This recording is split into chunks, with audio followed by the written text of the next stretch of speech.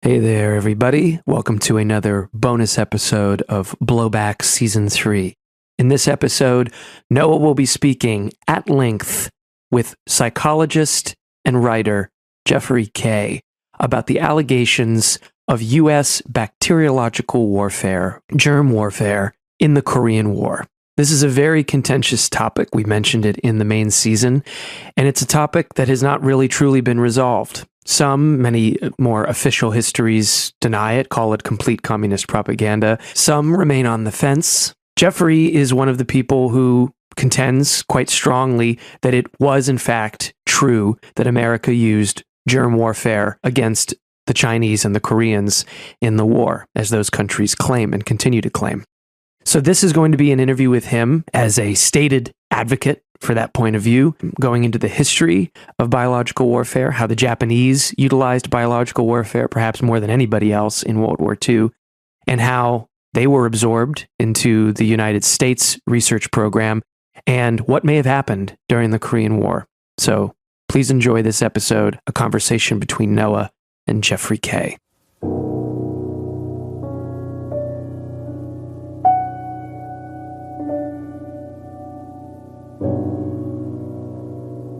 So I guess, Jeff, could you please tell us, me a little bit about like your background? It says, Guantanamo researcher, retired psychologist. It's like, it sounds like before even coming to the topic of our discussion today, like you've had quite the career. Right. Yes. Well, I came to psychology a little bit later in life. I returned to graduate school in my mid-30s and really didn't become a psychologist until I was about 40 years old and spent the next 20 or so years doing that. One of the things I did as a psychologist was offer some of my time to an organization in San Francisco known as Survivors International, which was a torture treatment center. I was so naive in those days, I had no idea that there were a number of torture treatment centers around the United States and even around the world, and that the amount of people who were tortured by their governments, and I'm not just talking here about the U.S. torture scandal, I'm talking about almost every country you can think of around the world seemed to be involved in torture. And the United States, at least until fairly recently, had fairly liberal, political asylum rules, and you could come here. But even if they were liberal, they were difficult still to get political asylum in many cases. In my job for Survivors International, besides doing some psychotherapy with torture victims, was to do assessments of their stories, assessments of them as victims of torture to see if from a psychologist standpoint, what they were saying was credible. And I did that for a number of years. I saw, some 3-4 dozen individuals in that capacity. And of course, when you do that kind of work, it's psychically very impactful. It can be disturbing, of course, it can be satisfying, but to listen to these torture stories, you come after a while to identify with these torture victims. And it was in the context of doing that work and all of this that somewhere around 2005, 2004, I certainly became aware of the stories that were coming out in the Washington Post and elsewhere early on about United States torture of people at Guantanamo and ultimately at CIA, learning of the CIA secret prisons and their so-called enhanced interrogation program. And then the revelations in Vanity Fair and elsewhere that the torture had been planned and organized, if you will, the whole program by psychologists, or perhaps some psychiatrists too, but anyway, by psychologists working for the military's SERE, that's Survival Evasion Resistance Escape Program, that supposedly trains U.S. Military and diplomatic personnel and spies. Just before you move on here, just because contemporaneously, our first season was about the Iraq War, and what you're describing obviously is a time overlap. Could you talk a little bit, I guess, about how the Iraq War might influence, the way in which these psychologists were operationalized, let's say, for the purposes of the Iraq War specifically? Well, yes. I mean, the torture that the CIA was doing, that the psychologists were deriving, was used on so-called war on terror prisoners, and some of these prisoners were giving information, false or otherwise. We believe and know now false, but that Saddam Hussein had weapons of mass destruction, et cetera, and that, this was to help. Part of the torture was to build a case to go to war in Iraq via false confessions. And in fact, I'm glad you brought that up, because it leads to the key point, which was in the press, and I, like anyone else, reading this in ultimately in the New York Times, wherever, and they will say, and I believed, and in fact, when I wrote some early articles on this on my blog back in those days, I repeated the so-called fact, that the torture was derived from studying Chinese brainwashing techniques during the Korean War to produce false confessions of biological warfare. This was, in fact, some of your listeners may be old enough to recall the idea of the Manchurian Candidate, which came from the idea that the North Koreans and the Chinese had produced diabolical forms of psychological torture that could change people into robots to do the biddings of the communists, and on a less sensational level, perhaps to produce false confessions, whether of biological warfare or whatever. And these confessions were said to have been fantastic and ridiculous. The flyers were these were all Air Force or Marine Corps flyers, or people who had been shot down who made these confessions over North Korea or China. I believe all of them were actually shot down over North Korea, and captured, and then made these depositions, as the Chinese called it, produced written statements. There were 25 of them ultimately, although later research shows there was approximately 36, 37, 38, somewhere in there, actual confessions given by Air Force or Marine Corps personnel who were shot down. And so I believe, as the New York Times told me, that these confessions had been extorted via torture. And even to this day, the idea that torture only produces false confessions is out there in the that's what probably most of your listeners believe, because that's what good people believe, right? That's what we're told to believe. But for me, that began to rub instantly the wrong way, and I felt something was wrong, because I knew from my own experience that torture, working with torture victims, could produce coerced confessions of actual fact. In fact, the very first torture victim I ever had was not while working with Survivors International, but while working as an intern at a college. I won't say what college, because I want to mask as much as possible the identity of anyone I worked with. And even though I'm retired now, but that's just the ethical thing to do.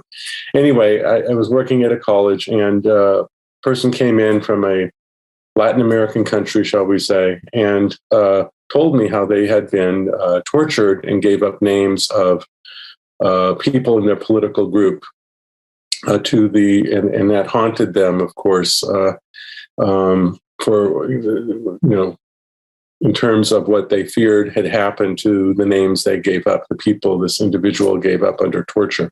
So I knew that torture could produce something other than false confessions. And of course, I wanted to see the evidence. I thought my background was actually in history. As an undergraduate at UC Berkeley, that was my major. I once had an ambition to become a historian. I went into psychology instead. And I wanted to see the documents. I wanted to see the actual confessions. I was mostly just curious at that point. I wasn't intending to, deeply research the issue of biological warfare during the Korean War, which I believed had not occurred, because that's what historians, competent historians and journalists had told me. And it was also, of course, the official position of the U.S. government. Not that I believed them so much, but it just seemed unlikely. But I'll tell you, Noah, this has been a journey into the unlikely, if nothing else, in terms of shock value, in terms of what I discovered about what we really know about our history, what we really know about our government, even. So I think to get in there, like as a framing, the place I'd like to start with the history is with Unit 731. Just to sort of start with what was Unit 37, who was Shiro Ishii, and what kind of purpose did that serve prior to the American surrender, or prior to the surrender to the Americans, and then afterward. Right. Well, yes, in many ways, the entire biological warfare story begins in Japan, because that was the country that implemented the first large-scale experimental program on biological weapons use, and implemented that program operationally in warfare during what they call the Pacific War, or what China calls the Pacific War, what we call today World War II. And the United States government began to receive information, as did the British government, about the use of biological weapons by some military unit in the Kwantung Army in Manchuria, which was then, of course, occupied by Japan, called Manchukuo, as a state of a vassal state of the Imperial Japan. As soon as the war ended, as quickly as possible, officials from the U.S. biological warfare program at Fort Detrick came to Japan looking for officials from Unit 731, in particular its leader, who was known to be, even at that point, Lieutenant General Shiro Ishii, who had dreamed up this program and had, really shepherded it through, gotten approval from the Emperor of Japan, and was in charge of the research. The research, of course, we know now was diabolical, fatal, terminal experiments on thousands of prisoners, POWs, just criminals that were caught by the Japanese police, etc., in Pingfan, China, where Ishii had set up hundreds of acres of research facilities in Manchuria, right? In Manchuria, that's correct. Yes, not too far from what was known as Mukden, where there was a large POW camp. In fact, my most recent article concerns the fact that Ishii and Unit 731 personnel went and did terminal experiments on United States POWs at the Mukden POW camp. This was finally confirmed by a researcher and published by an organization associated with the U.S. Navy. And this was totally ignored by the press, was totally ignored by the entire journalist world. This came out like 10 years ago now. This was... When you say U.S. POWs, what do you mean? I mean prisoners of war captured by the Japanese and sent to prisoner of war camp in Manchuria. Where many of them were got it, and slave labor, and they were, and the evidence of, so this was suppressed at the time, and it was suppressed at the time. It was suppressed. There were congressional hearings in the 1980s because some of the prisoners, after years of trauma, were coming forward saying, "Hey, we were guinea pigs for the Japanese Unit 731. Now, the mere existence of this biological warfare program, of course, your listeners have to understand, was also made secret, kept only in intelligence circles, because when the Fort Detrick people came to look for Ishii and found him, and hid him, in fact, from the Soviets who were also looking for him, they ultimately made a deal with him that they would give amnesty to all the Unit 731 personnel, and they, in exchange for the data, that Unit 731 and affiliated units, by the way, there were other subunits, shall we say, but Unit 731 was the primary one. There was a Unit 100, there was a Tama detachment, there were others, scattered around China and even parts of the South Pacific and even Singapore, where the Japanese, really had integrated were integrating biological warfare into their entire military approach. This became known via, reports that that came through. And one of the people who also was reporting on this to British authorities was a well-known British scientist who had gone to China, fell in love with a Chinese woman, not his wife, by the way. Joseph Needham was an extremely famous scientist, even in the late 1930s. He was an embryologist. He was a chemist. He was known to be quite brilliant at Cambridge University, and he was sent out to liaison with Chinese scientists to kind of keep them from falling into the hands of the Japanese. As I know, there were, a whole battle during World War II about who would have access to the scientists of Germany and Japan who had expertise in nuclear science and the development of nuclear weapons, and also the development of chemical weapons and the development of biological and radiological weaponry. And in Europe, of course, this was known as Operation Paperclip, wherein the United States brought over hundreds of scientists from Germany who had expertise in rocketry and in nuclear physics, and to help them with the construction of atomic weapons. In Asia, and also, by the way, in Europe, where the Germans had developed sarin gas and expertise in chemical weaponry. In Japan, the emphasis had been on biological weapons, Ishii's group. And this was sort of the Asian paperclip.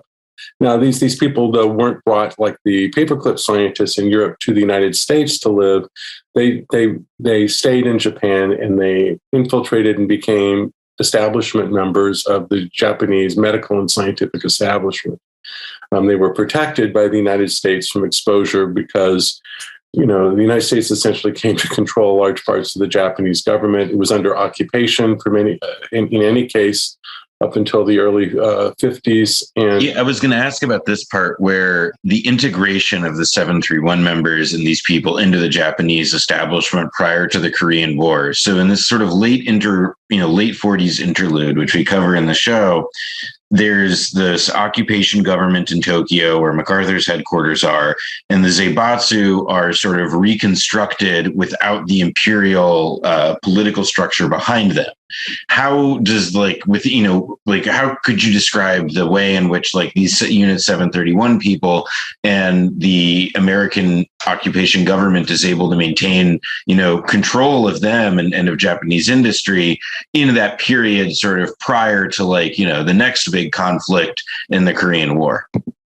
Right. Well, I've not personally researched deeply, so my knowledge comes from secondary sources, historian Sheldon Harris, other individuals who've written about Unit 731 and the scientists. Now, there's not a lot out there about it because, again, this was a subject that was unknown in the United States until the mid-1980s. In other words, for approximately 30 or more years after the Korean War, this was a black hole of knowledge in terms of the United States. And even after the actions of Unit 731 and the amnesty of the Unit 731 individuals was made public in the United States by journalist John W. Powell, who in the 50s had been prosecuted for writing about the biological warfare in the Korean War. He was a reporter publisher who was indicted for sedition along with his wife and another person from his journal in China, English language journal. That will not sound surprising to those of us today who read about Julian Assange, et cetera. So, but this did not be, the attacks on Assange and journalists today did not begin in the past 20 years. You can look back to the Cold War to see similar instances of attack and censorship. In fact, censorship far, far worse than the censorship that we are experiencing currently. And I fear it may return. I can come back to that later if you wish. But the Japanese members of the Unit 731 went on to, have high places in universities to be teaching, their scientific expertise at Japanese universities. But MacArthur's occupational forces helped recreate in Japan a nationwide health called, like here, the National Institute of Health, the NIH, but it's the Japan's NIH, not not the U.S. NIH, and they were important establishment figures, and some of them were in contact with the Americans and helped them at times when there were even open source here. I'm talking about not the biological warfare, but we know that they assisted the United States when they had issues about epidemics that were occurring among U.S. soldiers. And so in the 1940s, I would recommend people read Sheldon Harris' book, on this subject. The next thing I wanted to ask, sort of then parallel, then I guess, is about what's happening in the U.S. at that time at Fort Detrick, and also, you referenced it before, but basically there are there are multiple tracks of biological warfare development that are in play in the U.S. at that moment, and they are converging at Fort Detrick. You have multiple government agencies, like within the Pentagon, outside the Pentagon, multiple branches that are all just sort of, it's being given resources and centralized or more organized and centrally coordinated to a certain degree. Could you talk a little about how that's sort of coming together and sort of, I guess, sort of leading up to the Korean War, what sort of how that research and sort of those operations evolved? Right. Well, the operation, at first there was a number of different ad hoc groupings that were associated or led by U.S. academics or people in the chemicals industry who, to look into chemical and biological warfare. But it came to be centered fairly early, by very quickly, say by 1944, at Camp Detrick, now known as Fort Detrick, which was the center of the U.S. Army Chemical Corps, which was put in charge of the biological warfare program as well as its chemical warfare program.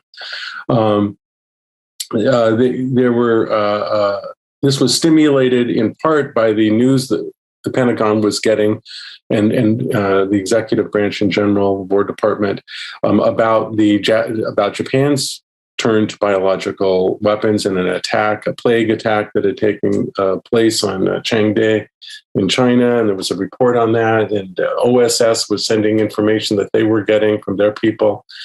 And so they began, a program to develop biological weapons that they intended to use in retaliation for biological weapons attack by Japan, or as a disincentive to such attack, should that program become known. That's a familiar dilemma. They will listen, even if they aren't doing it, we need to do it so that they can. Right. And there was another, coming from the European theater of operations, there was a lot of pressure from the British, who were concerned about beating Hitler and worried that Hitler was going to develop a nuclear bomb of his own. And it wasn't clear that in those days that the atomic experiments and research being done on the atomic bomb during World War II, the Manhattan Project was going to result in a usable weapon. So at Churchill's behest, the United States worked with Portendown in Britain, which was their version of Fort Detrick, if you will, in developing an anthrax bomb. And their intent was to cover Germany, which is with a bunch of pancake-shaped patties dropped via bombs, special munitions all over Germany to lay waste to Germany by massive use of anthrax. And production was a pilot plant began to produce a few thousand of these weapons, of these bombs, and then they determined they were usable. And where was this production plant? Well, there was a pilot plant at Fort Detrick. But that wasn't enough to really make couldn't produce enough munitions for a full-scale attack. The Fort Detrick will develop, they call these pilot plants. It's a demonstration plant, if you will, showing that we can build this weapon. Right. And then they go off and build the weapons. Right. So they're building pilot things to test the idea that they may be able to drop an anthrax bomb in Germany. Jesus. Yeah. And they did. And then they successfully did that. And by 1945, they were building a full-scale plant in Vigo, Indiana, to make anthrax bombs, which they would have been dropping in late 1945, presumably. But the atom bomb came along. The Soviets invaded Manchuria and overran the Kwantung Army there. And as everyone already knows, the Hiroshima, Nagasaki, and the Japanese surrendered before the anthrax bombs could be used. And then the plant was decommissioned, and the biological warfare program was tamped down a good deal. As throughout the entire U.S. military, in the immediate aftermath of World War II, there was a lot of decommissioning and letting people go in the military and less funding, et cetera. That didn't last very long, but there was a short period there like that. And so the U.S. already had ample experience in developing biological warfare, and they could draw upon, a good deal of expertise in the U.S. academic community in this regard. And so they were able to ramp things up, quite quickly during World War II when they felt they needed to. At the very end of World War II, in the last months, and I found these documents in the National Archives, and I published them, I put them online in an explanatory article. They had gone so far along that they had also developed, and a lot of people don't understand this, that some of the biological warfare was aimed not just at human beings, but at plants and animals. In particular, plants, because the idea was, and what they wanted to, the plan was say in China, to destroy the rice crop via the use of biological organisms that attack rice plants.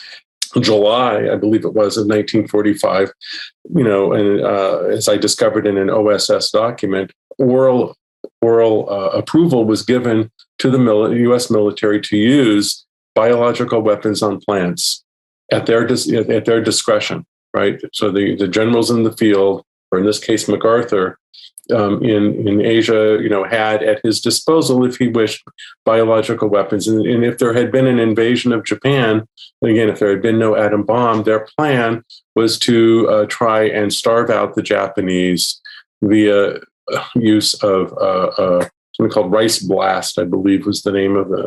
And they were going to destroy the rice crop to starve out Japan. And the fact that approval was given has never, and I'm the only one still to have ever reported on that fact, that in the closing days of World War II, approval was given to use at least one form of biological warfare that had been developed at Fort Detrick, to military officers in the field, high-ranking military officers. To my knowledge, they never did use it, but I don't know that for a fact. There's so much that is still classified about not just the Korean War, but even World War II, that it's kind of shocking. It's almost, And how does that sort of take shape in the 5 years, from 45 to 1950? How does the program evolve, during this period of like decommissioning and reconversion and so on? Right. Well, there was a kind of lobbying group, if you will, within the military that, had worked with Ishii, and these people. They had debriefed them. They had looked at the research. The United States had used research, and there was like a lobby for using biological weaponry as a kind of clean weapon, if you will, you could wipe out the people, but the buildings would be left standing, kind of like the neutron bomb controversy from years ago. So the Secretary of Defense, the Office of the Secretary of Defense, and the Pentagon, they kept commissioning these committees to tell them more, tell the Pentagon more about it, because if you're going to have a new weapon system, that takes a lot of research, a lot of evaluation, the logistics that you use in the military, the allocation of resources. So any kind of major new weapon system is there's a sort of kind of conservative approach to that, because all the different elements of putting together such a system and integrating them into the military and into military policy is a gigantic project. So there was this lobby within the government to do that. And the Joint Chiefs of Staff, who were really the people in charge of that, were looking at it one way or another, along with the Secretary of Defense, the Secretary of the Air Force, and the new CIA. In fact, I was shocked to see how integrated from the very beginning, the very beginning of the post-war biological warfare program, the CIA was. And now the reason for that, I believe, was that biological weapons, besides the idea that you can use them in as a weapon of mass destruction, right? You're going to paper Germany with anthrax pancakes, to destroy and kill millions of people that way. Or, but you can also use, biological weapons to kill people individually, like say in an assassination. You don't like somebody, you can have them covertly dosed with cholera or some kind of disease, and they might be seriously sick or die. And of course, there was an overlap between that and at Edgewood Arsenal. We look into the various types of also incapacitating chemicals and incapacitating biological organisms that could put people out of action for a while if it didn't kill them. So you had lethal and you had incapacitating weaponry. I've been mostly interested in biological weapons because I'm looking to see if it was true that there was a biological war against Korea and China, which I believe there was during the Korean War. But your listener should know his background, or you should know that there's a lot of overlap with the chemical warfare program, with the MK Ultra program, which was also looking at substances like LSD, et cetera, to incapacitate people. And then there was a program called NK Naomi, which was specifically about using chemicals and biological organisms for assassinations. And the cover for all of this was that, although it overlapped a kind of paranoia, it's hard sometimes when I say cover, I mean that they used the idea that there was brainwashing or there was a major Soviet program to develop some kind of incapacitating chemicals or brainwashing chemicals or biological organisms or forms of torture. A lot of this was believed by the people involved. They kind of drank their own Kool-Aid. And so some of it was paranoia and some of it was, a conscious attempt to cover the fact that they were creating an offensive. It was offensive in more than one way. I mean, opposite of defensive, an offensive program of biological and chemical warfare. And that this also included areas of smaller scale use of those kinds of weapons for assassinations, incapacitating problematic individuals, and also small scale forms of biological warfare, which Unit 731, by the way, had also used, such as poisoning wells, poisoning or infecting foods that would then be used by other people. Picked up by people, and they would get sick or die or pass on the illness. And there was, and I found documents already which they discussed that they were concerned. This was the Chemical Corps Research Advisory Committee in 1949 was talking about in the minutes of one of their meetings that we're ways away from being able to truly have a biological warfare capacity that could be used on a mass scale, but we could very quickly implement the use for sabotage, right? Dropping cholera into a reservoir, for instance, et cetera. So all of this was coming together, and then by 1950, just before the beginning of the Korean War, an ad hoc committee put together by the Secretary of Defense at that time, known as today as the Stevenson Committee, put out a report. This was an ad hoc committee on the use of chemical and biological and radiological weapons. And they said, we really need to get going on this. They advocated what later the military itself called a crash program in the development of biological weapons. and it needed to be done as quickly as possible. And they noted that one of the problems of creating large-scale biological weapons was that you needed to test their viability. And the problem was, even though they had Dugway Proving Ground, which had thousands and thousands of acres that they could use, that unless, as they put it, you actually used these weapons in a combat or military campaign of some sort, in practice, in other words, operationally, you couldn't really know if it worked. Was it really feasible to spend the hundreds of millions of dollars that they were projecting spending, which today, in today's worth, we would say billions of dollars, to create this program? And the Korean War happened along, although obviously, as you're going to be talking about, I'm sure, in Blowback's episodes on the Korean War, it didn't just happen along. But when the Korean War finally went full scale in June of 1950, the military felt they really needed to speed up the development of biological warfare. Again, there was some paranoia that biological weapons would be used against U.S. forces, but more, things really got going late autumn of 1950. So let's set the scene just for a little bit, to slow it down for a second, because we've arrived obviously now at the pivotal moment, right? Where it's Thanksgiving, 1950. You have this very, kind of like the MacArthur has positioned the UN forces way, way far north.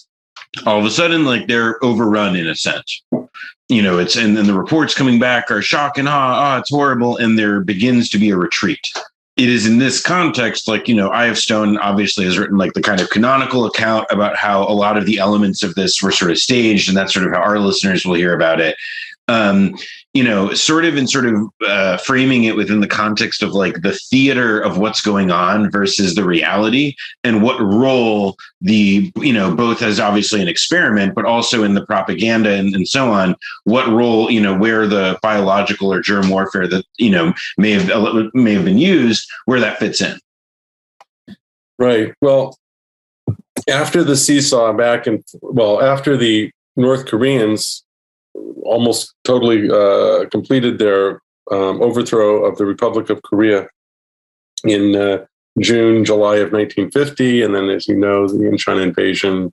And yes, MacArthur decides to go up to the Yalu River and is really pressuring hard to go beyond that and overthrow the new communist government of China, which was quite new. It's important to remember the context that the Chinese Civil War and the victory of Mao's forces was only, a year or so past. I mean, this was a brand new government in China, and there were already attacks taking place, covert attacks from islands off the coast of China against the government. Anyway, the invasion by China, the Chinese Volunteer People's Army, really sent the U.S. back in its most serious military setback, that I know of, except perhaps the defeat in the Philippines. And funny who was in command in both of those situations. Right. Yes, that's right. Mr. Douglas, our General Douglas MacArthur, who, by the way, was also one of the key figures in bringing about the amnesty of Unit 731. And of course, the leader maximo of the occupational forces in Japan after World War II. It's, so MacArthur is, he's obviously, his troops are extended really, really far up, and the Americans suffer this like really grievous kind of like, really like fire and brimstone, like biggest, like complete military catastrophe. Yeah, it is a catastrophe. And they're driven back to Busan in the far southeast corner of Korea. And where I mentioned in my article, by the way, apparently at least the CIA, in analyzing it later, felt that the U.S. held out there because they had good use of communications intelligence. They had broken the code at that point that was used for military communications between Chinese, North Korean military units and their commanding officers, and they knew where people were going to be attacking, and they could allocate their forces in this redoubt down there in Busan, and hold out until MacArthur brought in the big guns via Incheon, in a kind of pincer attack. But so there you have already the beginning of the importance of the communications intelligence reports that are going to highlight later. But in the moment, the U.S. Was facing defeat on the Korean Peninsula, and as your listeners know, the United States does not like to be defeated. They'll do anything. They'll drop an atomic weapon on a defenseless city if that's necessary, and they will, I contend, use biological weapons. And in fact, at that point, a crash program of biological weapons really took off. They wanted to. They were already thinking, and MacArthur was agitating, that in the context of this massive pell-mell retreat before the Chinese, that they could not meet it militarily. They understood that already because of the massive differential between the amount of people China could commit to the theater of combat versus what the Americans could bring there and their allies. And they were talking about using nuclear weapons, and they even began to shift nuclear weapons over towards Korea to be used operationally. But in the end, Truman, decided not to go with nuclear weapons. They were certainly aware that the Soviet Union, who was backing the North Koreans, had nuclear weapons. They were the only other country, of course, then that did. And they were nervous about World War III, about the use of nuclear weapons, and they held off. But one thing they thought that they could use instead, and the biological and Fort Detrick people were jumping up, hey, see us? We're here. We can do it. Let's use biological weapons. What the crash program meant was that they would turn their resources to immediate, what they called, end item products that they could have immediate operational use. They wanted to put things in the field right away. They wanted to use biological weapons to attack the rear, to create chaos in the front and the rear of these Chinese and North Korean military units, impede the supply of those units coming in from the north. And they wanted to do it by sowing, disease. And these are terrible diseases. We're talking about anthrax, of course, cholera, plague, malaria, rickettsia, Q fever is known, and other illnesses. The diabolical aspect of it, of course, is that you can't say for sure what's a biological attack or not. It's like, okay, there's a new strategic moment where it's, as you say, like the Americans are in retreat, and the Koreans are coming south, and it's also like, it's also like, it's the Chinese, it's soldiers who have served in Manchuria, right? Mm-hmm. And so these are people who have also have either would you say that it's fairly likely that they have themselves experienced BW before? Some of the Chinese and in fact even some of the North Koreans, a number of the North Koreans had fought with the Chinese in China in the Civil War against the Kuomintang, and certainly the Chinese army in China was well aware of Ishii and them. They as I mentioned before, Joseph Needham, who later would come to China and North Korea and write a report with other officials, other medical and scientific officials on the biological warfare in the summer of 1952, had been reporting and had sent a report back to the United Kingdom. I meant to say that before, to the United Kingdom, telling them about the biological warfare. So Needham knew about it too. It was well known, and that's why right at the end of World War II, there was the Fort Detrick people, landing in Tokyo as quickly as possible, seeking out Ishii and his Confederates to win them over to the U.S. side and get that information, because they, so they too could have that level of knowledge of biological warfare. And that brings me back to what we were just saying, because here you are at this dire moment, U.S. military, they've made a decision to use biological warfare, but just because you make a decision, you can't make reality different than what it is. And the problem was they still had not developed the large-scale systems that they were working on. These cluster bombs and filled with biological agents and spray tanks, and there were problems that they were having in terms of keeping the organisms alive. There were a number of different logistical problems that they had to work out, and they didn't know. You just can't just drop weapons willy-nilly. You have to have a plan. How much territory would one particular bomb cover? You had to research that. You had to figure it out. So they, first implemented a experimental, you could call it large-scale field test of biological weapons in combat conditions during the Korean War. That was what they began to do in very late, say December 1951, certainly by January 1952, an experimental program. But they needed what they themselves, and I found these documents, which were open source, but no one had bothered to look at them, that were records from the U.S. Army Chemical Corps. Bureaucracies are wonderful. They are in the military. They actually write their own little historical record. And even though these things, go through classification, and lots of times the historian doesn't know the full details because it's on a need-to-know basis. These are covert operations. Nevertheless, you can't hide something of that size. So, what they talked about was using what they called stopgap measures. I also actually want to intervene here because I think you're also sort of glancing on or sort of touching on a point that I think about a lot, which is how there's a book that I read once called Conspiracy in America, or Conspiracy Thinking in America. I forget, but it's by the political scientist DeHaven Smith. And he makes this really interesting point about how, like, there's this sort of argument that's often used as like the prima facie argument against like supposedly conspiratorial thinking, which is that like secrets that are really big, like if the U.S. used biological weapons against the U.S., like, smoking gun proof would have shown up by now, right?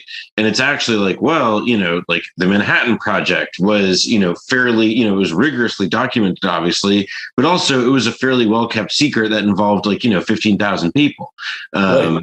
And in the case of this sort of program, what you're describing, I think, and sort of touching on is also like, in the same way that there had been that kind of paper trail necessary and a bureaucracy necessary to support as major, the capital investment necessary to support something as major as the Manhattan Project, you've also got to have a similar same kind of thing if you're going to safely and methodically research and plan to have like, biological and chemical weapons. And sort of like now what you're sort of explaining as like the evidence and sort of proof, historically that you're coming up with, it's the, bureaucratic entrails that inevitably surface, even if a bunch of them are hidden away or stashed, that inevitably surface with the passage of time or whatever, because it's just, they have to exist for something this sophisticated to take place. Yes. Well, I have 2 points on that. You're absolutely correct. And one is that, as I will describe, one of the reasons that this wasn't known was because there was a massive cover-up. I mean, the most massive cover-up that's documentable anyway in U.S. history, even though it's not talked about at all.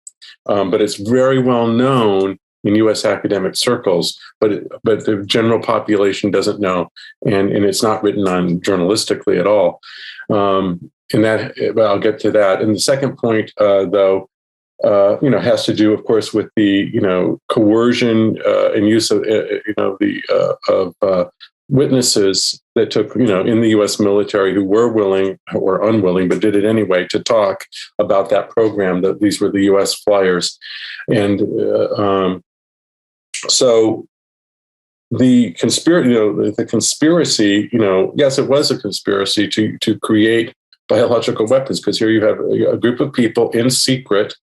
Very high levels of secrecy on a need-to-know only basis. We're developing biological weapons to use. That's the definition of a conspiracy. Just as the decision to build concentration camps and gather up Jews and gypsies and homosexuals and communists and destroy them all was in fact a conspiracy too. But I don't have a Wansey transcript for biological weaponry, but we do have these reports. And again, one of them stated that they use stopgap measures, to have immediate operational products to give to the military who was crying out for something to use. And I believe these stopgap documents were, in fact, the kinds of weapons that were already used by Unit 731, as described in the report of the International Scientific Commission, Needham and his associates, and by the Chinese and North Koreans at the time, which was an emphasis as biological weapons vectors. So there was this, the chicken feathers is the sort of like that's the example that comes up with in this sort of, I think that's the one that I know that we use in our rendition of the story. Could you, I guess, you talk a little bit about like the vector and like what people sort of described what they saw? Right. Well, the Unit 731 had specialized in using insect vectors to develop. How do you deliver biological organisms is the problem. Most, we know this. People may already be somewhat educated on this, just having gone through this whole pandemic and read newspaper articles and journal articles, perhaps, whatever. Well, we have to stand 6 feet apart. Why is that? Or it's safer to be outdoors. Why is that? Well, biological organisms do not last forever. In fact, depending on the organism, they are more or less vulnerable to the environment that they're in, and they need some way to pass on. Natural selection developed various ways for them to pass on to another host so that they can replicate and survive that way. Ishii in his work on biological weapons discovered early on that it really wasn't that effective to just spray a bunch of cholera germs out there, or plague germs or whatever they wanted to use.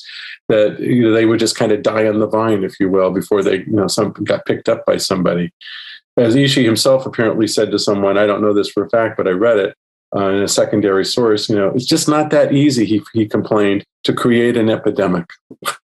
And in fact, we know today that some of Ishii's work either backfired against their own men or it just wasn't very effective at times. One of the examples I think about a lot is like that story of how like they tested some biological agent in Germany, and then it like blew over, like the wind blew it over and like poisoned a bunch of housewives who made a very, very public stink of it. Like these are very there's a lot of, obviously mostly suppressed, but like very real consequences of these things, even before they're ever deployed in a battlefield context. Yeah, absolutely. One of my reasons for disbelieving that COVID-19, where I might be stirring up things that I shouldn't, but anyway, it was ever developed as a biological weapon, was because, you just don't develop weapons without some idea of its blowback, of some idea of how safe it would be for your own people. And you would just not develop something that contagious as a biological weapon, because, you don't want your own people to be destroyed. Anyway, they turned, I believe, to the use. And in fact, right now, just this morning, before talking to you, I was communicating with the National Archives, and I'm trying to get. I only learned of this a year ago or so. A massive report that was done by an organization affiliated with the Joint Chiefs of Staff back in the early 50s, known as the Weapons System Evaluation Group. And they did a massive report going into hundreds and hundreds of pages on the U.S. biological weaponry that was being developed for use by manned aircraft. In other words, germ bombs and other kinds of weapons to be dropped. The feather bomb was one of them, by the way. On enemy, enemy formations. So. And I'm trying to see if I can get that declassified. It's mostly still classified. Here it is, nearly 70 years ago now, almost to the day, that this report has been classified. And what they did is they looked at these systems, and they were highly critical. I do know from other sources that they were highly critical of what the Chemical Corps was doing. And I believe in that report we may find final, definitive documentary proof that it was weapons of that the weapons they were developing were in fact related to those used by Unit 731. But we'll just have to wait and see if that pans out. On the other hand, we can believe what I would say beyond with a preponderance of the evidence, or more than 50% likely than not, that they did use such weapons, because we know that from the descriptions given, again, in these communications intelligence files I discovered. I wasn't the only discoverer, by the way. One other researcher, a famous guy, Nicholson Baker, who wrote a great book called Baseless. Yeah, it's a really terrific book. I draw from it a lot in researching this. Like he presents his conclusions a little bit more in a kind of more tempered way, but he's like, it's a very powerful book, and I highly recommend it.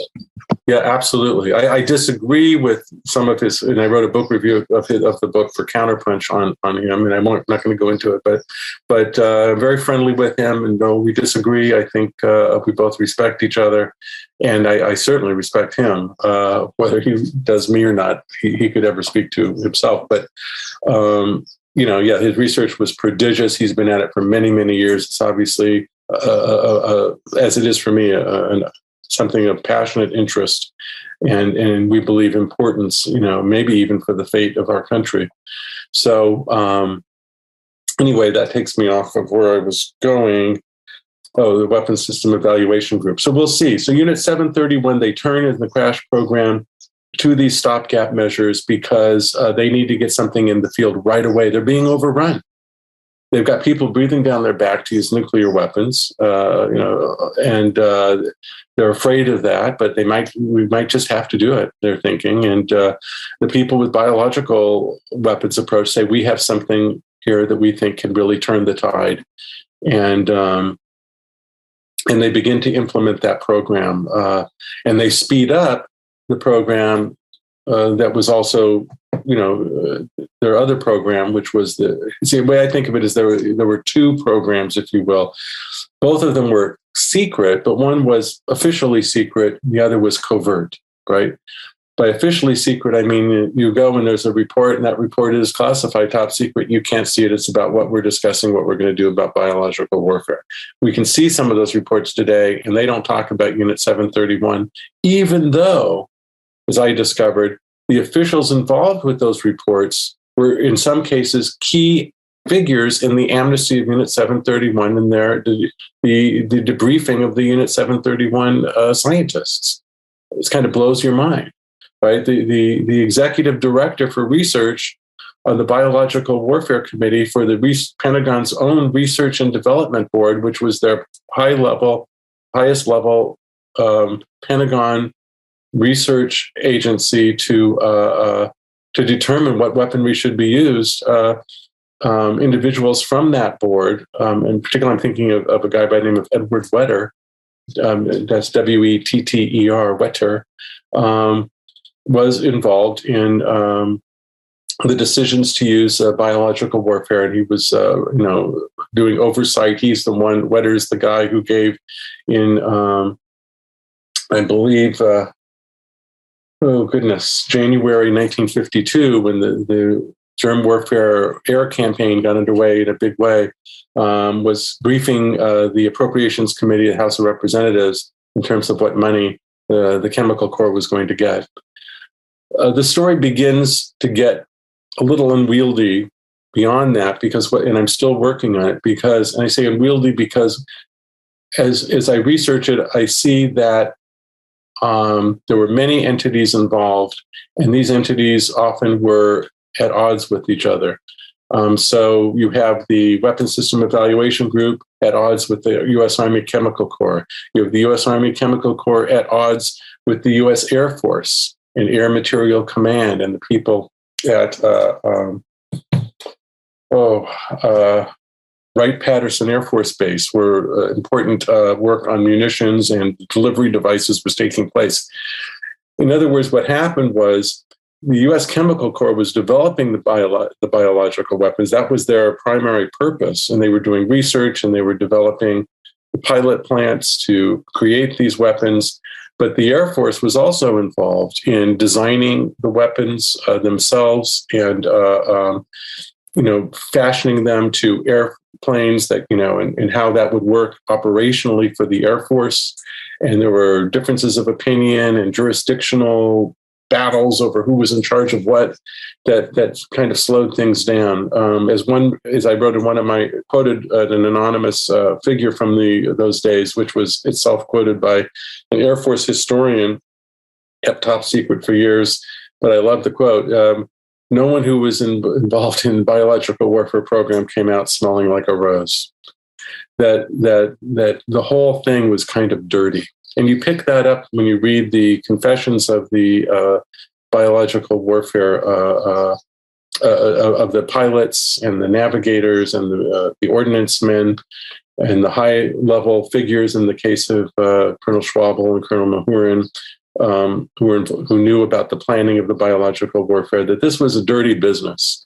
And there were a lot of people, despite the enthusiasm of certain elements within the Pentagon, there were a lot of people who were queasy about the idea of infecting thousands or who knows, maybe millions of people. Yeah.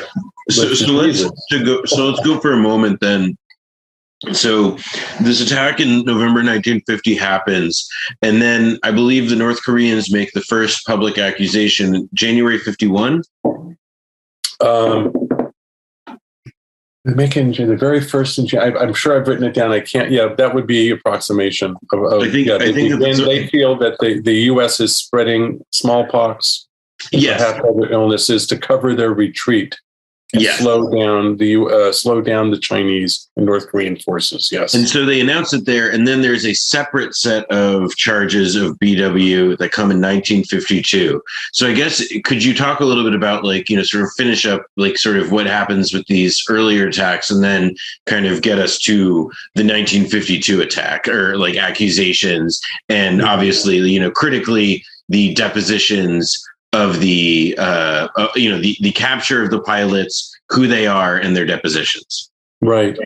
Well, the whole book and certainly an area of research could be on what happened in the latter part of 1950, 1951 in regards to biological warfare.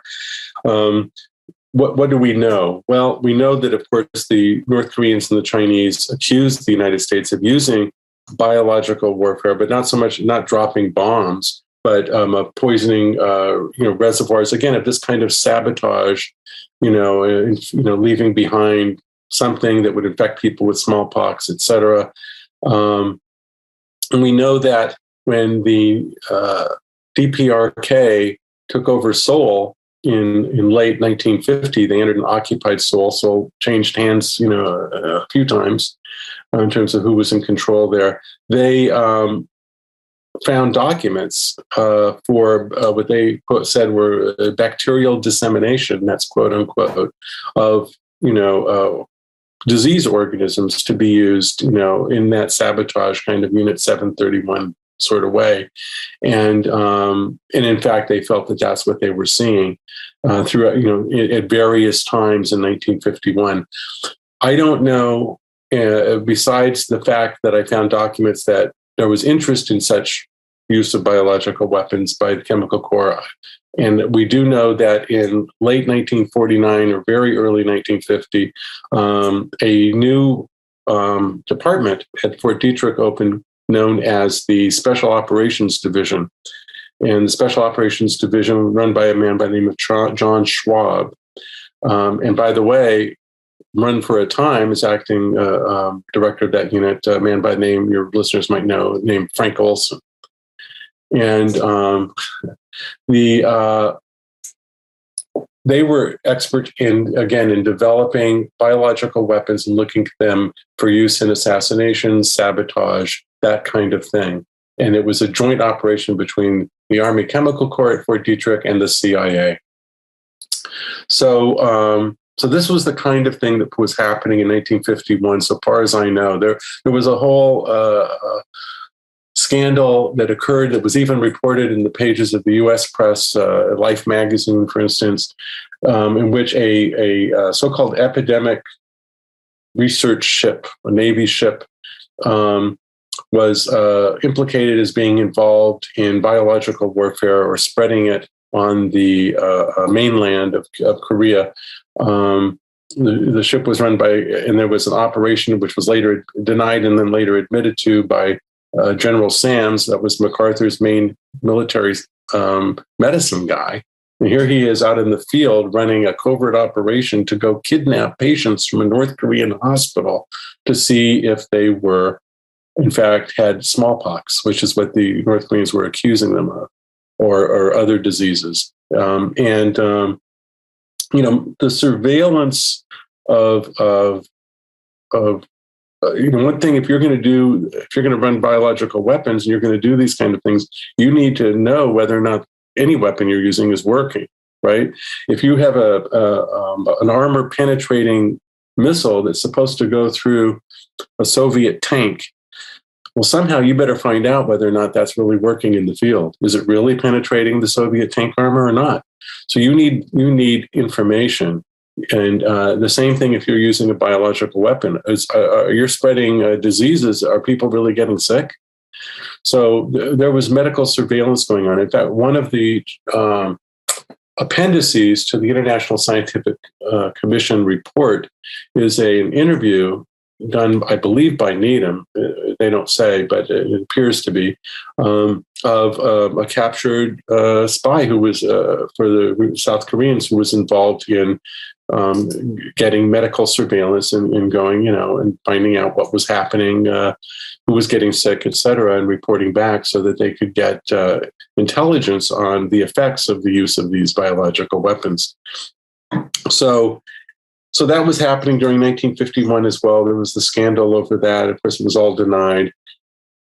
Meanwhile, this crash program is proceeding at Fort Detrick. And at some point, and according to, I believe it was Major Evans, it was, who, one of the pilots, one of the men captured, he was an Air Force major, ordnance, I believe, involved in ordnance. Anyway, he was not involved in ordnance. He was a high-level guy who'd been in the contacts in the office of the Secretary of Defense.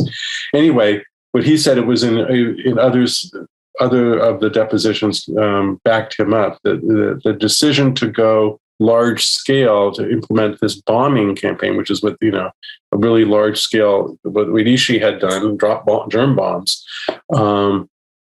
was made in October of 1951. So whatever they were doing in 1951, much of which is secret to us, was really just treading water until they could come up with the weaponry.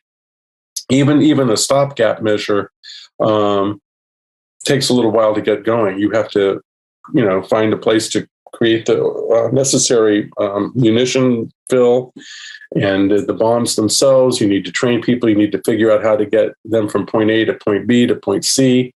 According, again, to, I believe it was Major Evans, they use so-called special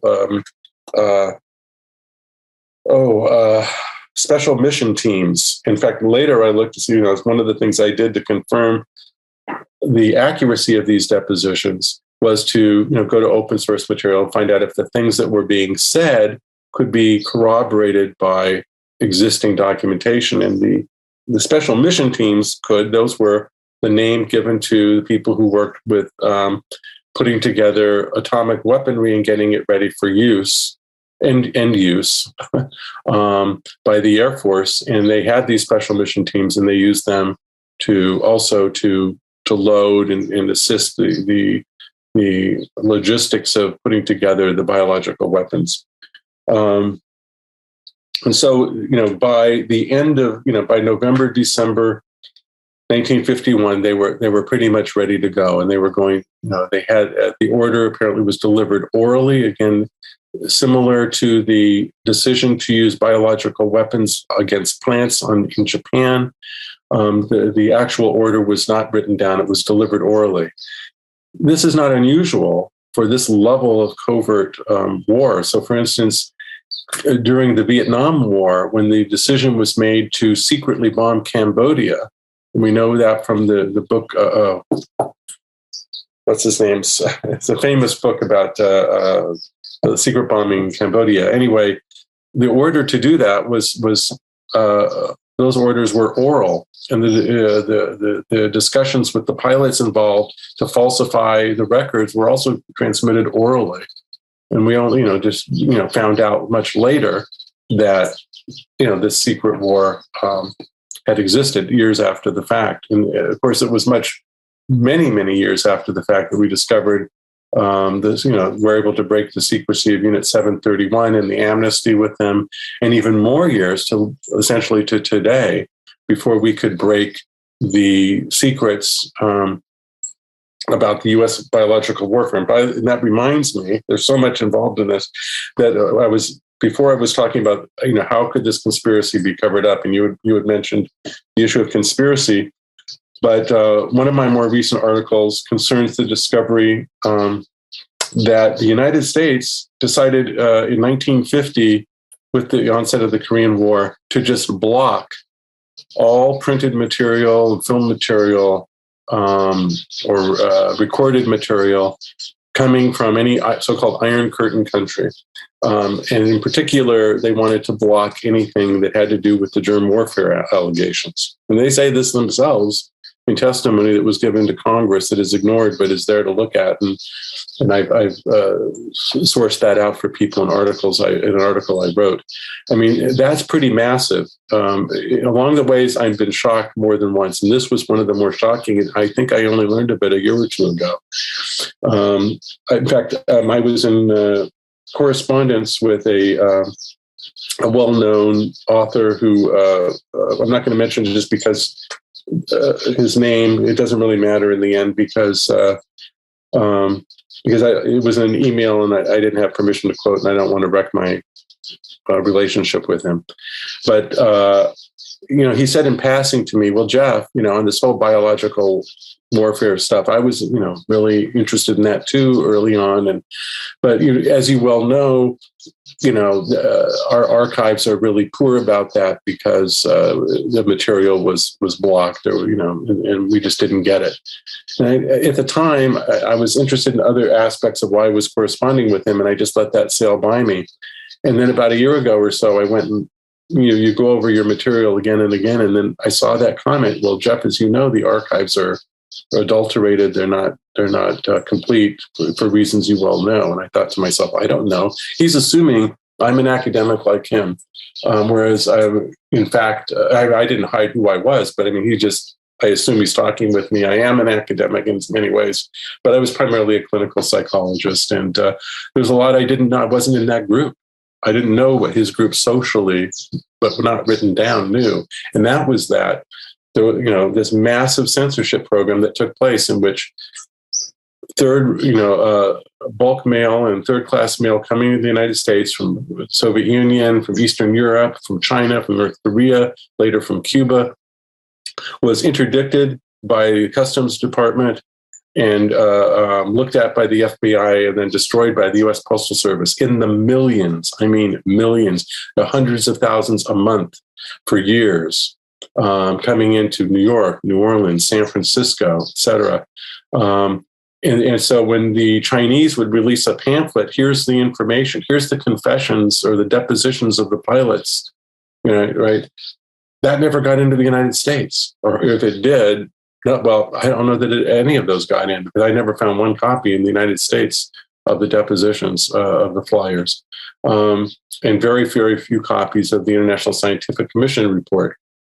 Even Needham writing to somebody else in the 1970s, I believe, said, I'm having trouble finding copies of our report.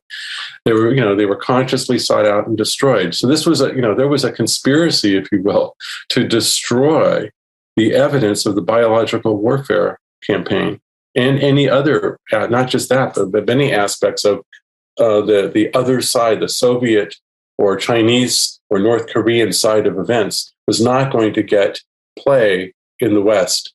because they were going to find and destroy whatever they could. And of course, this was before the internet. And, we're talking about things written down on paper or recorded on tape. Right. Well, and then even the stuff that does get through is also these portrayals of what are the mechanisms of accountability in the Soviet Union or in China as being like show trials and whatnot, as opposed to public demonstrations or something, or attestations of proof. So just to get though to what's the specific, the specific allegation of the downed pilots and sort of your discovery there. Mm-hmm.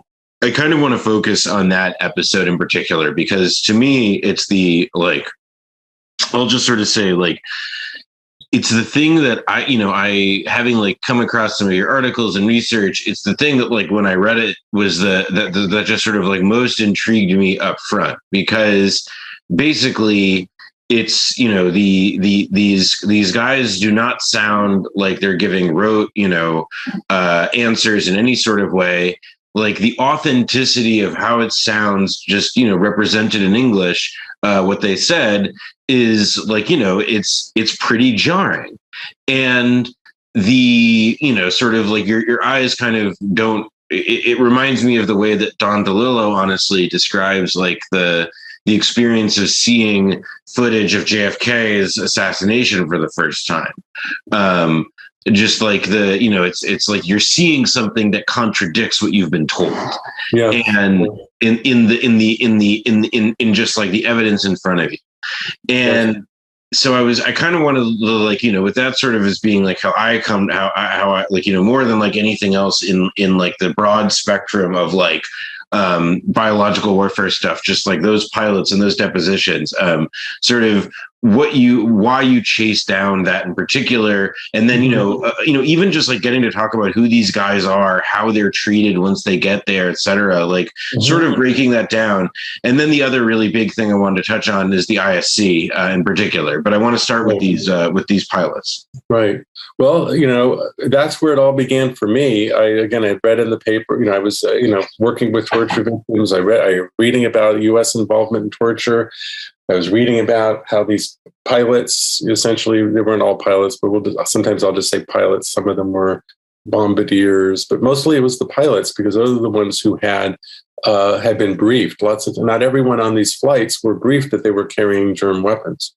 So these airmen, these pilots, I again, because I was always interested in history, even as a child, and again had my bachelor's in history, I wanted to, I was reading about it. I said, just innocently enough, boy, it would be interesting to see what these confessions look like. Just how wild are they? I also thought it might help me a little bit in the work I was doing, because part of your job of evaluating torture victims, and I was an expert witness in the U.S. immigration courts to testify, for these asylum applicants' attorneys on behalf of my reports. And one of the things you have to take into account is the idea that these people might be making up their story. They're confabulating, they're malingering to get asylum in the United States when they weren't really tortured at all. And so I thought it would be helpful to see the results of, in fact, false confessions that were obtained via torture, and it would be something that I could use. Sounds simple. Yeah, why not? So I, like anyone else, I go on the internet, or I start looking on, where can I find a copy of these confessions? And with the one exception of Colonel Frank Schwabel, who one researcher had posted that confession that he had found online.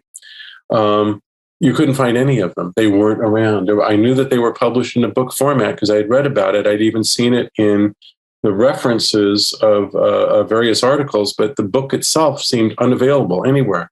I looked at the WorldCat site to see if there was anything. There was nothing in the United States. There was not. Finally, I discovered in the papers of Joseph Needham at the Imperial War Museum that he had a copy of that book. And so I wrote to the Imperial War Museum, and they were very nice, and I was able to obtain an electronic copy of that book. Unfortunately, I'd love to just release the entire book, but unfortunately, part of the agreement of getting that was that I could not, reproduce that version and trans, to the public. But I certainly can take excerpts from it and write them down myself as fair use, and that's what I've done. And it's shocking. They were quite believable. On a spectrum, I believe there are. If you read all of the 19, if you were to get that, and by the way, it is available now. Somebody posted very poor but readable PDFs of the original publication of them in the pages of People's China, a supplement of People's China in November 1952. It's online, massline.org, I believe, posted that, and it's there. You can read them now if one cares to in that version, all of them. And some of them are a bit more, I would say wrote, but they're very clipped, if you will. Not everybody wanted to go into great details, but some of them, are, one guy was, I believe his name was Lull, Lull, writes about, how much this offended his Christian sensibility and just how destroyed he was by the whole thing. Robert J. Lifton, who himself was involved in the assessment and cover-up, I would say, of the U.S. biological warfare program, the assessment of the flyers after they were returned from captivity in China to the United States. But he wrote a book some years later called The Nazi Doctors. And he, said, well, how can people do atrocities? Was really what was the underlying question. And he developed a theory he called doubling, which really draws from an understanding of psychology, the underlying schizoid nature of our psyches, which I could go into, but I won't. That would be another entire episode or story, taking us far afield. But the idea is that you can do terrible things, and you kind of dissociate or split off that aspect of what you're doing from your regular life. So you can go and shoot people in the head, and then come home and kiss your wife and pet your dog and enjoy a comedy TV show. How can you do that? Well, you have to segregate out the traumatic side of what you do. Dissociate is the psychological term from the regular life. But ultimately, it's very difficult to keep these things separate. And in fact, some of these people involved at high levels, there's some question if they didn't kill themselves. So anyway, but the pilots are writing about this. And one of the things, of course, some of them are worried. They've been given, if you read their depositions, you understand they've been given briefings about the use of biological weapons. And, some of these flyers were involved in World War II. I'd say, I don't know, I should count the number that were involved in World War II, but off the top of my head, I'm going to say it was 20% of the depositions were people who had already been involved in combat in World War II. And they knew that if you use a unique weapon, that weapon may be used against you. You just can't develop a new weapon A, and I'm going to start using weapon A everywhere. Without thinking, sooner or later, these other countries or our enemies or our rivals, they're going to develop weapon A too, because they don't want to be the only people who don't, the United States can't be the only people who have this weapon A. And in this case, weapon A, I'm talking about biological weapons. And they were worried and they knew a little bit about Unit 731, and they were worried about their own families, to be honest, that they would, that if we unleash this genie from the bottle, that, does this mean that I'm ultimately dooming my children or my grandchildren, someday to the horror of wide-scale biological warfare? It was just an awful and frightening thought. And you're responsible for doing it. You are there. You are part of the machine, if you will. And so that worried them a great deal. And others were just, it offended their sense of ethics. Again, infecting people just doesn't seem like it is. It doesn't seem to most people to be, which is funny because, of course, the advocates of biological and chemical warfare said, "What's the difference between blowing up somebody, with a large-scale artillery shell and blasting, their bodies to smithereens, or dropping nuclear weapons that incinerate people instantly or cause, horrible lingering death from radiation? how is that somehow okay, but dropping a biological weapon that just kills them from, bubonic plague, how is that really any different? But I will leave to your listeners to decide that for themselves. But many, if not most people, believe that there is some kind of difference. And one of the differences, of course, is that it takes, unlike, people don't necessarily have a level of personal trust invested in, physicists or even chemists, but doctors or who develop, who otherwise are developing medicines to cure people, to think that those same people are developing weapons to murder people aims at an aspect of basic trust in one of the most central institutions of our lives, which is the medical world, that I think is diabolical. We see this around the whole controversies around COVID, I think. And it certainly was captured a great deal by, and a couple of authors have written about this, but it's not well known, an episode that occurred in Japan in the late 40s, probably involving former members of Unit 731, where an individual walked into a bank, the Taigen Bank in Tokyo, and portrayed themselves as if they were a health official working with the Americans, and that there had been a special form of dysentery that was running through the neighborhood, and he had a vaccination to give them all, and they all needed to drink this liquid, and they would become immune from the dysentery. But the liquid was actually laced with arsenic, and instead of most of them were killed, a few survived. That's how we even know what happened inside that bank.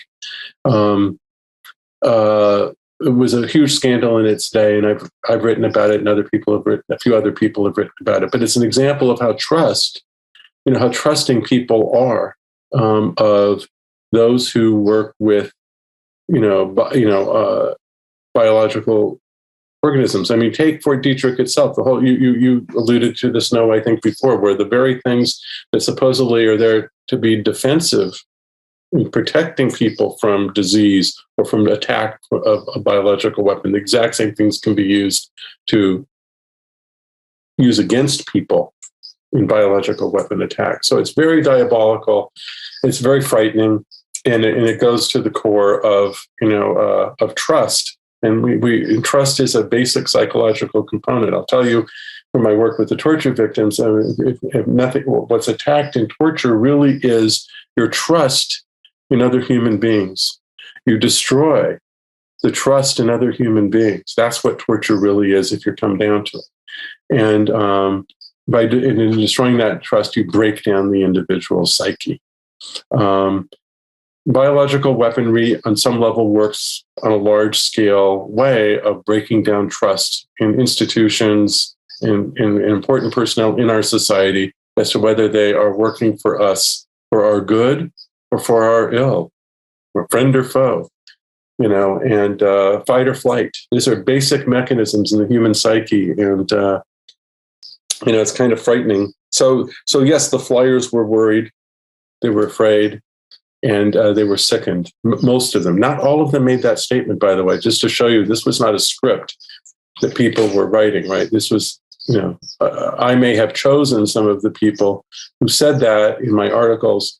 I could, of course, come out and say, well, here's 4 or 5 different other depositions, and they never mentioned that they're, that they're upset about it at all. They're just stating the facts, ma'am, kind of depositions, which only goes to show, of course, that, in fact, some of the people say we were sickened. I can't believe it. Others said, well, I thought about it, but I realized I have to follow orders. That's what you do when you're in the military. And then I just forgot about it.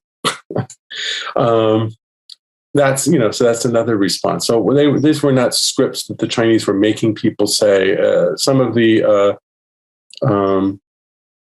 U.S. propaganda against these confessions, said, well, they were outrageous. They, quoted a few people who used, communist or peace slogans as an example against the imperialists. I mean, I'm sickened by the imperialist warmongers, right? Oh, you can see that they were dictated to say that. But only a handful of these people use such terminology. Most of them never used anything like that. And, what I didn't see, of course, was anyone who said, yeah, we used it and I'm glad we did. I'm just sorry that I was made a prisoner. I mean, if anyone thought that way, they probably thought it was, not politic to say it. In looking at the evidence for the case of use of biological weapons, one of the issues has been, besides the reproduction of so-called other documentation by people like Milton Lightenberg and Catherine Weathersby about other documents whose source are very obscure and which I've looked at, and even though they're widely accepted, of course, by the American academic community and the U.S. press, nevertheless have very serious problems. They don't corroborate well with other known sources of documentation. For instance, the problem with the pilot's confessions, of course, is that again you had this story that they were given under coercion, and in fact they were given under some coercion. You can't be a prisoner of anybody and being told to give a statement, and there's not you were not free to leave. Right. So therefore, you are under some level of coercion. When I worked with the torture victims and I did my evaluations, it was harrowing work because I would have to spend many, many hours with these people and go into great detail about the things that happened to them. It was very painful to them, and they needed to know all along the way that they were free to leave and free to stop. I had to reiterate that over and over again because otherwise, I felt I had become an interrogator. In fact, people would shut down. And so even though it was to their own benefit to tell their story, they couldn't because they were just too traumatized. And if they didn't, so to develop trust in those circumstances was very important. Anyway, what trust do we have then about that these confessions were in fact freely given? And when in fact we know that they couldn't have been 100% freely given because these people were captives. But, so I've sidestepped, if you will, the question of whether or not they were tortured or not, because while I believe a few of them received what we today probably might have been torture, for instance, the use of stress positions, which was reported by Schwabel and Mahurin, isolation, so like solitary confinement, if you will, or just isolation in general from other people, are forms of psychic coercion, psychological torture, people would say, or cruel and unusual punishment or treatment. But many of them were not. A famous CIA psychiatrist who also became known in the wide community, Lewis West, Jolly West, who worked for the Air Force and then later became a famous psychiatrist at UCLA, was the guy who examined Jack Ruby and Patty Hearst. And, he early in his career was involved in the assessment of the flyers who were returned and gave a report on that, which I wrote about. And that report showed that there was a spectrum, he felt, of collaboration with people. There was a spectrum of treatment, as you would imagine. It wasn't simple. There were, and we know that even if they were treated well, that the earlier under North Korean captivity, oftentimes they weren't treated so well because the North Koreans were really strapped, and of course they were being, massive murders going on, and sometimes you didn't treat someone well because they were the enemy, and you were your family. They had killed your family. I mean, I don't know what to say. It was barbaric. War is barbaric and awful. The signal intelligence. Yes. And when I looked at these depositions, you have to look at the facts as related and see if those facts can be corroborated. And in fact, their value today lies in the fact that we can corroborate so much, lending them to be credible, more credible than not. But we still, are lacking, mainly because of classification purposes. I felt we still lacked something that could be unassailable in terms of presenting to the public evidence of the biological warfare. And I found it, I believe, when I came across a document released by the CIA, which they had named Baptism by Fire. That was the name of the release, in which were a whole slew of documents that they declassified, including hundreds of former top secret communications intelligence reports, that of which at least 24 of them, they didn't release all of them. So this is CIA curated. But even from what they released, I found 24 documents that showed that they were listening in on and decrypting coded messages between various units of the North Korean and Chinese military, describing how they were being attacked by biological weapons. Right. So to me, this was the biggest evidence we had seen thus far. Excuse me, because the evidence wasn't coming from a Chinese, the enemy. It wasn't coming from another source. These were reports by CIA analysts quoting raw intel data gathered from the Armed Forces Security Agency, which was the predecessor of the National Security Agency, who was listening in to, various kinds of signals intelligence, they call it. That could be telemetry information, electronic recordings, electronic communications, and its subset, communications intelligence, or ComInt, SIGINT for signals intelligence, ComInt. Sometimes they're used interchangeably at times, but I'm sticking to communications intelligence because it captures the main aspect we're looking at, where communications between units in the field with other units or with headquarters, shall we say, and or higher level units in the military, describing everything from how they're being attacked to their need for DDT to greater instructions about how to use the vaccinations that that are supposedly being distributed, to various things to tell the soldiers to avoid, to educational programs that they need to give their own soldiers about the biological weapons, including sometimes humorous things like make sure they stay awake during the briefing, they would say. And also that they were importantly, that they were some records of how these drops, these germ warfare attacks were being evaluated by medical personnel in North Korea and China. And in how sometimes those attacks were found not to have taken place. In other words, imagine you're in the North Korean or Chinese military and you're getting reports, you're at headquarters, and you're getting reports that you're being attacked by biological germ weapons and insects, and some people are getting sick. What do? Well, one thing you do is you find out what in the hell's really going on. Because just because you get a report, you get false reports all the time. So in fact, one of the communications intelligence reports I found, we're quoting, again, raw intercepts that were decrypted about how, one guy made a report, they got North Korean Army got a report of a bacterial warfare attack, and they sent out a medical evaluator, and they were able to determine that the insects found, et cetera, had nothing to do with biological warfare, that it had to do with some fertilizer that was on the area that they had, discovered the insects. In other words, it was a false report.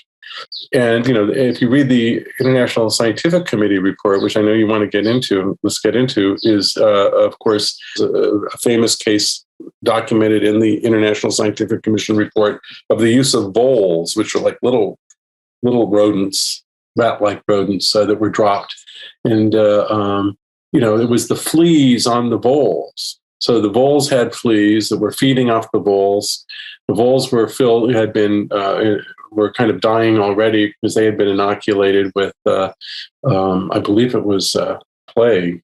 And then the fleas, would jump off the voles looking for other food, and they would find humans in the area and bite them. So, the voles were the initial vector, the fleas were the secondary vector, and then you have humans. Then you have humans passing on sometimes the disease as well. Then you have humans themselves as a vector passing on whatever the disease might be, as sometimes happens. Like with cholera would be a good example of that.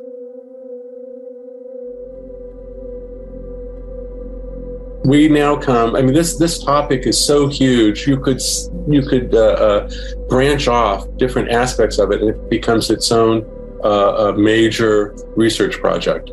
And certainly now we approach the issue of the cover-up of the biological warfare campaign is huge in and of itself. I've already spoken to the massive censorship campaign that was undertaken to block information from coming to the United States that was against, that in any way provided evidence that opposed the U.S. narrative that there was no biological warfare, or other instances about atrocities in the Korean War and the Cold War more generally, as that program continued through the 1950s into the 1960s.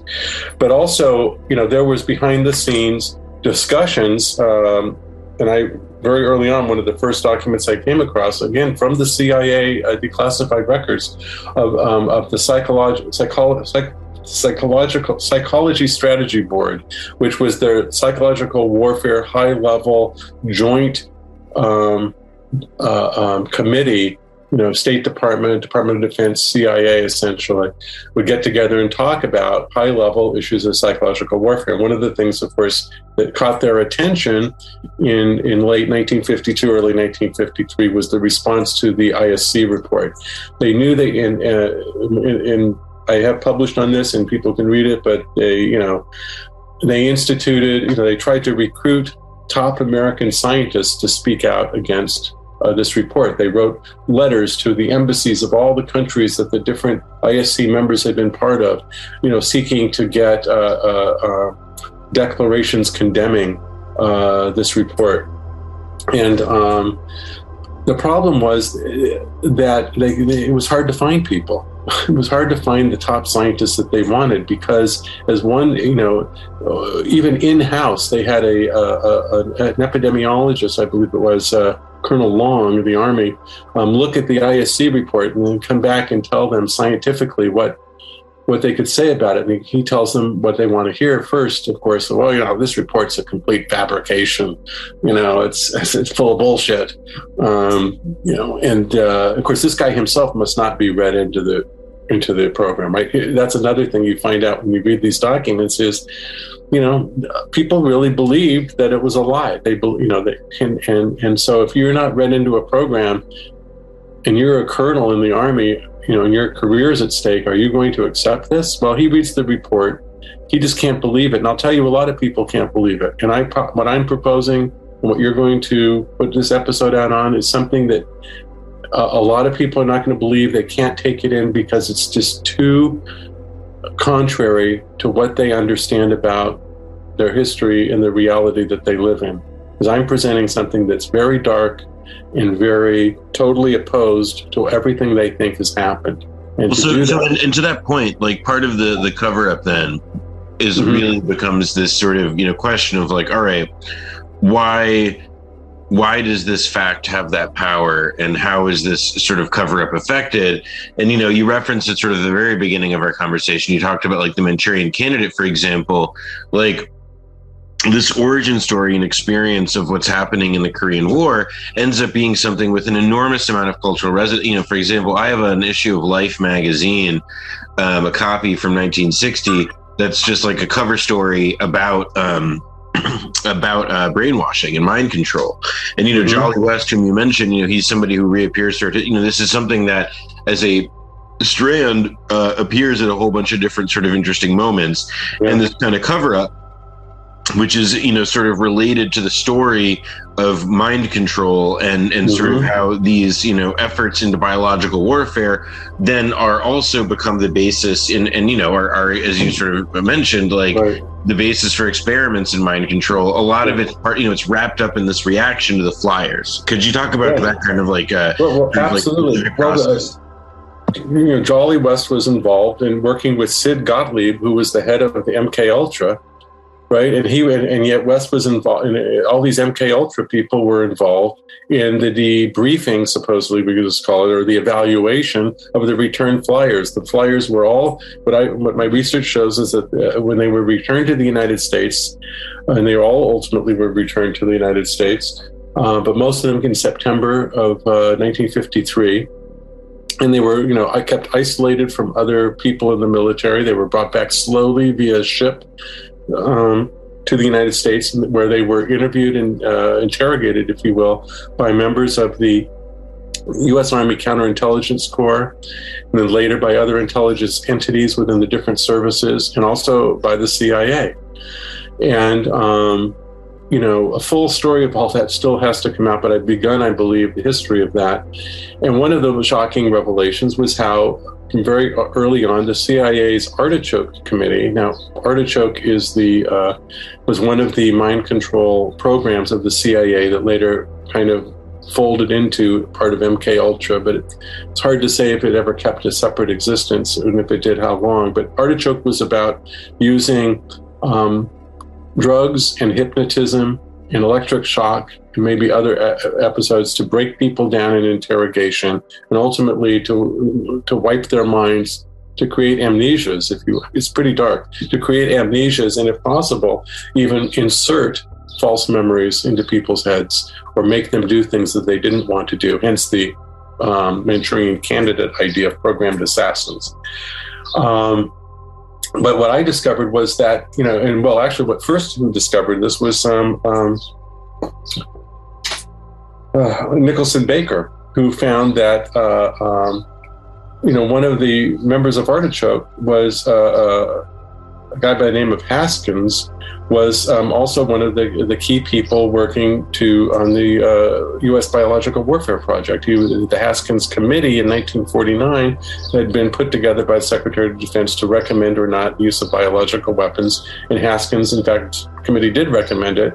And one of their meetings involved, of which the minutes show, that they were one of the things they did was meet with people from the CIA to discuss methods of how to break down people. Now, why were they doing that during a committee meeting, supposedly looking at biological weapons? Why were they listening to how you could use, methamphetamine and barbiturates in concert with hypnotism to break down individuals and make them compliant in interrogation? Fairly strange, I'd say. And we're only at the beginnings of our understandings of that. Nicholson Baker's written about that. I've written about it. There's been other writings scattered here and there, certainly most famously in the book Search for the Manchurian Candidate. And one of the people they were interrogating, not just American prisoners, but North Korean prisoners as well, on these mind control techniques. But anyway, you have the flyers come back here, and there were other people who caused a huge scandal in the 50s who collaborated. They knew nothing about biological warfare, but they gave statements about how the Americans should surrender or they should be for peace and not war, and statements against the Korean War by American prisoners.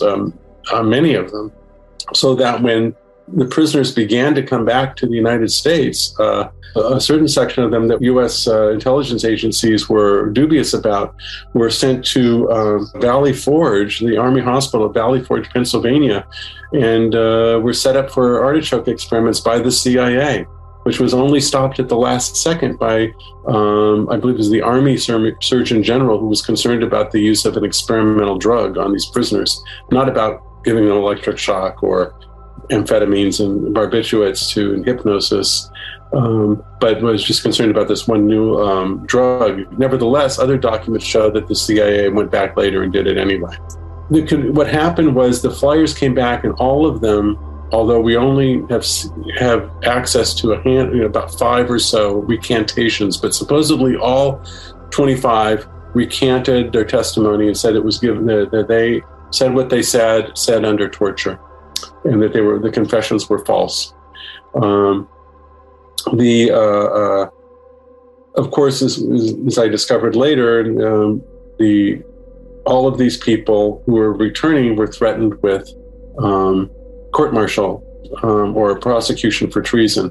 In fact, as the confessions say, almost all of them happen to mention in their confessions that they were told, when they were briefed on the use of biological warfare, that if they spoke anything about this, they would be court-martialed. And they weren't to speak to anyone, including other Air Force personnel who they thought might be briefed. They shouldn't speak to anyone. Just do, as in the military, they say, stay in your lane, right?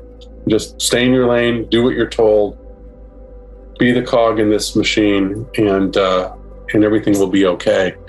So they were already worried about prosecution when they were coming home. They were very worried. Colonel Mahurin, in his book Honest John, talks about his concerns constantly living with the threat of being prosecuted for treason. And they knew there were other prosecutions going on, and the men were being evaluated. And certainly in the news, John W. Powell, who I mentioned earlier, it was a big case. It was returned to the United States from China, and was indicted for sedition for reporting on the biological warfare. So this was, it was a scary time, and the United States government was using all the coercion it could use to put against the witnesses to this biological warfare. And, the whole story of Frank Olson supposedly is that for whatever reasons, either because he took LSD or because he had moral qualms or whatever, had become a security risk. And that's why the CIA killed him, and later created a cover story about when that didn't work, that he had just committed suicide, that there was an accident, a stupid accident by dosing people with LSD. They shouldn't have done it. They're so sorry, and gave money to the Olson family. But in reality, as Eric Olson investigated further, his father had moral qualms about what was being done, and that may have been the reason he was killed.